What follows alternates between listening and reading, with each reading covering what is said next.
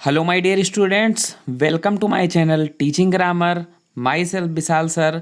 बच्चों, आज हम लोग क्लास 6 to 12 यानी सब के लिए है, 6 से 12 तक के बच्चे जो भी ग्रामर पढ़ रहे हैं।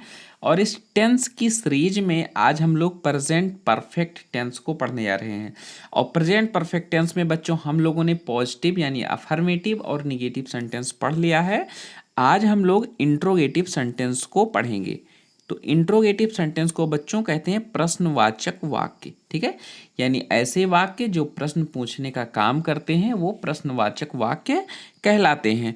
तो प्रेजेंट परफेक्ट टेंस का प्रश्नवाचक वाक्य पढ़ेंगे। तो चाहे जो टेंस हो बच्चों, प्रश्नवाचक वाक्य दो प्रकार के होते हैं। एक आपका होता है यस नो टाइप और दूसरा WH टाइप। अब यस नो टाइप क्या होता है? जिस हिंदी वाक्य की शुरुआत में क्या शब्द दिखाई पड़े, समझ जाओ वो यस नो टाइप है, और उसका जवाब हम हाँ या ना में दे सकते हैं।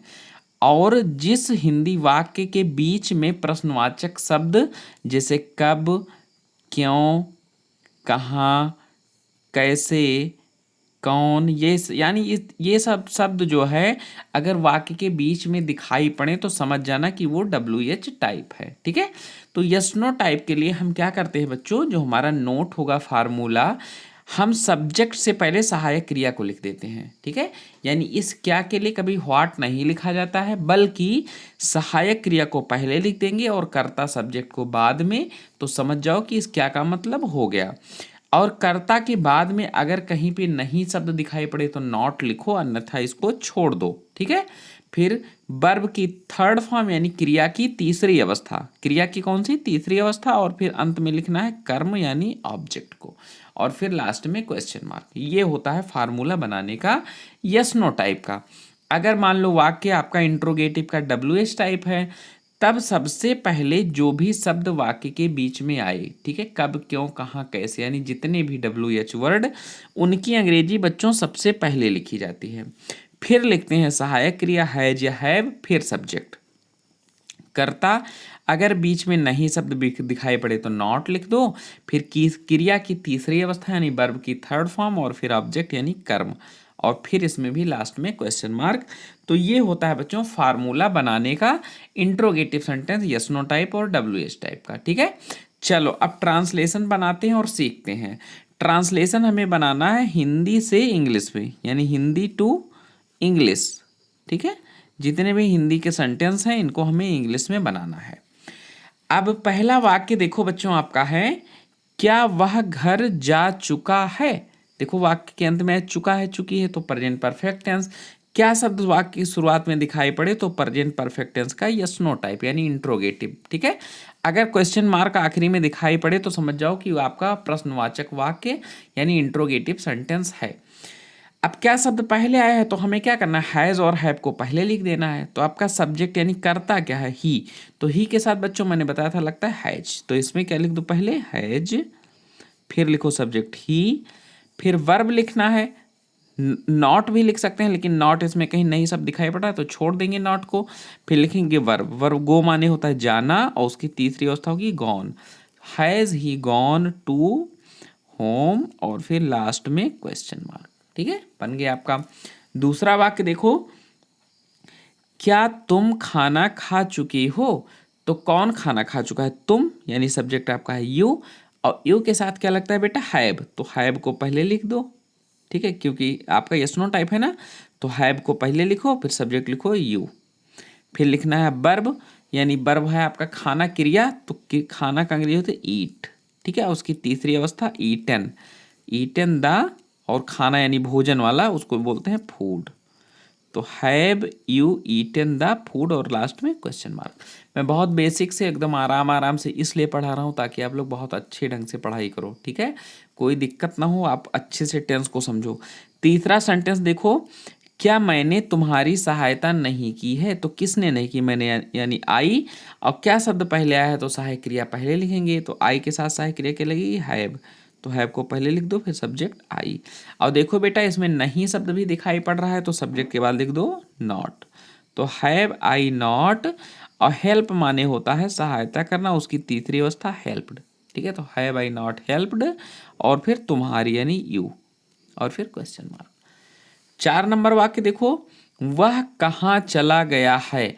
अब ध्यान से जरा देखो, कहाँ कहाँ देखो वाक्य के बीच में आया है, तो अब ये आपका सेंटेंस हो गया इंट्रोगेटिव का WH टाइप। अब इसकी अंग्रेजी सबसे पहले लिखो, तो कहाँ की अंग्रेजी व्हेयर, व्हेयर। फिर अब क्या लिखना, हैज या हैव, तो करता आपका है वह, तो क्या लिखा जाएगा, हैज।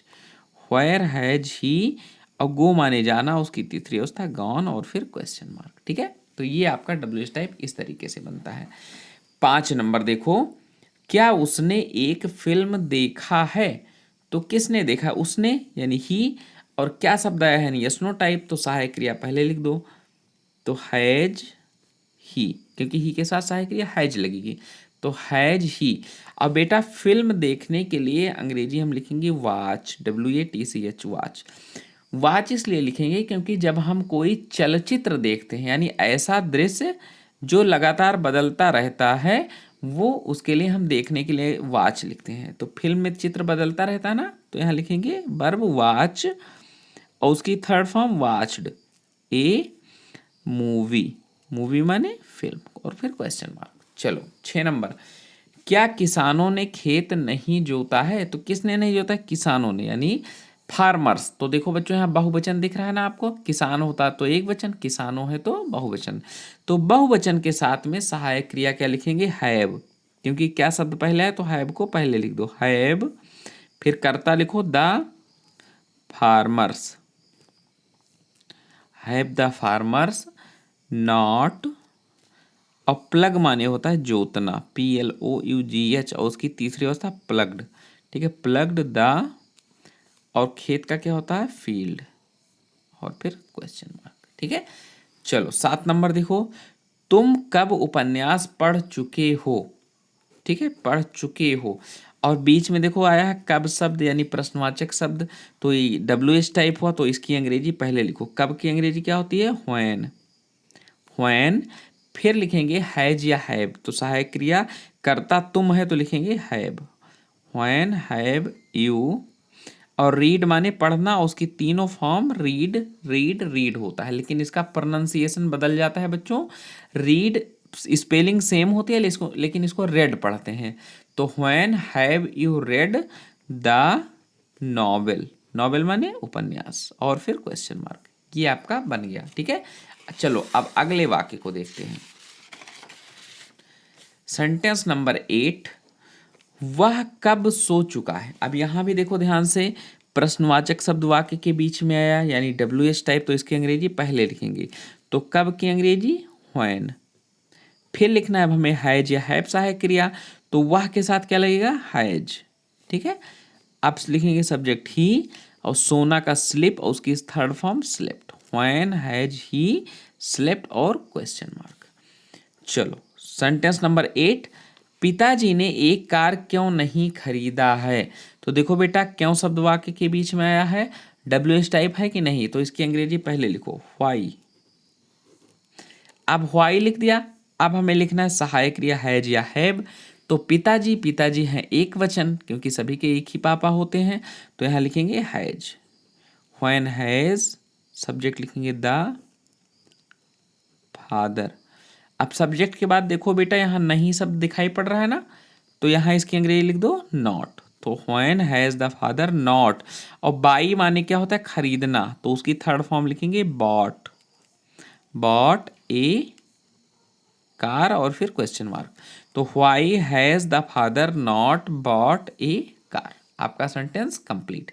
अब लास्ट सेंटेंस को देखते हैं, सेंटेंस नंबर 10, हमने एक सांप कैसे मारा है। यहां भी देखो कैसे, प्रश्नवाचक शब्द वाक्य के बीच में है, अब इसकी अंग्रेजी पहले लिखो हाउ, हाउ। फिर लिखना हैज या हैव, तो सब्जेक्ट है हमने, यानी करता है हमने, यानी बी, तो बी के साथ लगता है हैव, तो पहले लिख दो हैव, फिर लिखो सब्जेक्ट बी, तो हाउ हैव बी। अब नॉट तो लिखना नहीं है, नहीं शब्द नहीं दिख रहा है, तो लिखेंगे वर्ब, यानी किल, किल माने मारना, क्योंकि बेटा हम सांप को किल कर देते हैं, वीट नहीं करते। ठीक है, तो यहाँ लिखेंगे किल, और उसकी तीसरी फॉर्म किल्ड, तो how have be killed a snake, और फिर क्वेश्चन मार्क। ठीक है, तो आपका सेंटेंस अब ये हो गया कंप्लीट। तो इस तरीके से हम लोगों का जो प्रेजेंट परफेक्ट टेंस 3 वीडियो में कंप्लीट हो गया। अगर आपने अफर्मेटिव और निगेटिव वाला वीडियो नहीं देखा है तो उसको भी देख लो। और बच्चों वीडियो आपके लिए इतनी मेहनत से बनाता हूँ, इसको लाइक कर दो, चैनल को यार सब्सक्राइब कर दो, बेल आइकन को भी दबा दो ताकि आपके लिए मैं ऐसे ही टेंस की वीडियो आगे भी लाता रहूँ। तब तक के लिए जय हिंद, वंदे मातरम।